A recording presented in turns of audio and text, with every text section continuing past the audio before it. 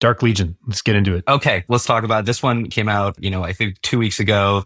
This was from Fun Plus. If you remember Fun Plus, Chinese founders, they're originally in Beijing. They've expanded globally. But the thing that I think is uniquely interesting about this company is that the overwhelming majority of revenue comes from the West. About 80 to 90% of the revenue comes to the West. I'm very confused about what the long run strategy of Fun Plus is. They haven't really been talked about as an acquisition target. They're a privately held company. I'm not quite sure what the long run strategy for them is. And they've had a rough go of it the last couple of years. So if you remember, they kind of peaked around the pandemic with State of Survival. That game came out and absolutely crushed it. Before then, they had two 4X games that have done, I think they announced they had done over $1 billion in lifetime revenue. So they had been in a good place, but in the last 2 to 3 years, they've had a lot of declines. And I really want to asterisk this because a lot of their games are 4X. And as we know, 4X has a lot more web store adoption. And so sometimes when you look at these declines, okay, are people just converting to web store? And not only that, they've been very good at making sure that they now have PC versions of all their games, including for the Dark Legion DC game, which is about the DC superheroes. And so what is this game about? What are they trying to do here? So it's a bizarre combination of having a Fallout Shelter style base building element, which is kind of like your core homepage, but they're also going to merge this with squad RPG elements. So you're going to collect DC characters. You're going to have your, star system. You're going to have your gear. You're going to have your artifacts. You're going to have all the things that you would expect from a typical squad RPG. Then we're going to add in 4X. And the 4X element is strange in my opinion. Now I'm about 4 days into the game, so maybe the 4X element is going to evolve. But normally in a 4X game, you're fighting for the seat of power, which is something in the center of the server map or the shard map that gives you influence over the server. Sometimes you're able to set a tax policy. Other times you may be able to get more resources by just holding the seat of power. This one has a very strange world map in that it doesn't seem to be concurrently shared with other players. So right now, if you're watching the YouTube version, you can see a nice little picture of Batman here, which is their map, but it doesn't look like this map is shared with others. Instead, when you zoom into a particular section, that is when the 4X style map appears and you see your normal ships with your marches towards the center resource. And the center resource is where you can gain additional material or currencies that help upgrade your base. And it's there where you can have PvP conflict. So I'm not quite sure what I'm supposed to get out of the 4X piece. Like normally what drives a lot of 4X activity is control for territory. And this territory is only once you go into a particular space or a particular shard. So I'm really confused on what the situation is here with the 4X element. There doesn't seem to be things like P shields, which are really common. So the best I can come up with is that this is really starting to play on Star Trek Fleet Command's thesis, which in really Breaking Bad, going back to that game, rest in peace, where we started to add a lot more squad RPG elements to 4X. So we're adding the ideas that you had characters, you had stars, you put them in vehicles. It was a lot more depth in terms of sync than I think a lot of 4X games had previously. I still haven't seen a lot of game developers in the West go after something similar. So maybe we could position a thesis, something closer to, hey, let's add a little bit more squad RPG to 4X in the vein of Star Trek Fleet Command, but tone things down. The unfortunate reality, though, is this is not where like the 4X meta is. The 4X meta is about acquisition, right? And how are you going to be able to acquire users with a squad RPG style front end or even a Fallout style front end is really confusing to me. And we look at the initial performance of the game. I'm benchmarking against two other titles, one of which is Sea of Conquest, which is another game that Fun Plus launched earlier last year. And we haven't really had a chance to talk about it. It seems to have done okay. And the other one is Age of Empires. This is the Timmy game based on the RTS. This one seems to have just fallen off a cliff extremely rapidly. So if we go to the next graph, you can see that precipitous decline in revenue from Age of Empires. I mean, the thing we don't know is how much the Chinese have just burst marketed this game, whether they dumped a truckload of UA. And okay, the UA is starting to taper off. Okay, is the game going to decline into nothingness?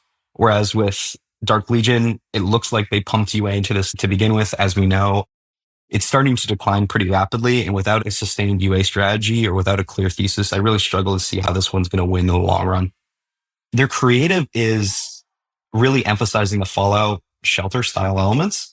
They've been having your normal fake 4X ads, but like, again, the 4X meta is about extending that experience into, at least the day 1 through day 3 experience, if not further than that.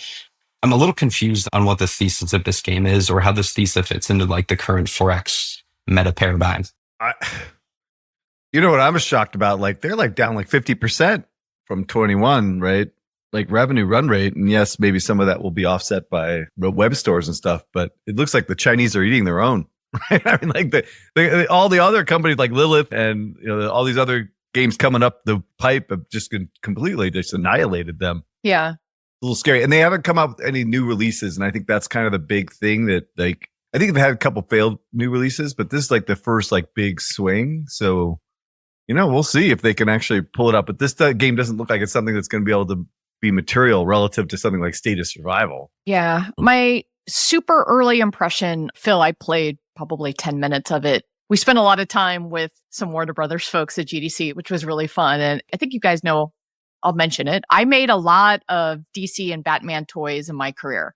My uncle is a huge DC comic book collector. I've read those comic books. In my office is prototypes of all of these DC characters.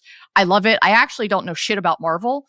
So the challenge, as much as I love DC, is it is a brand. It's almost like Star Trek until recently that often doesn't have a lot of success in gaming, sadly, right? Like some of the biggest failures ever. Remember the EA Superman game that like completely failed like horribly?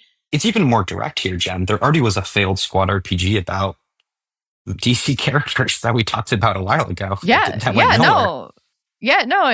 that. There's even when you collab and, many of the MOBAs have put the DC characters inside.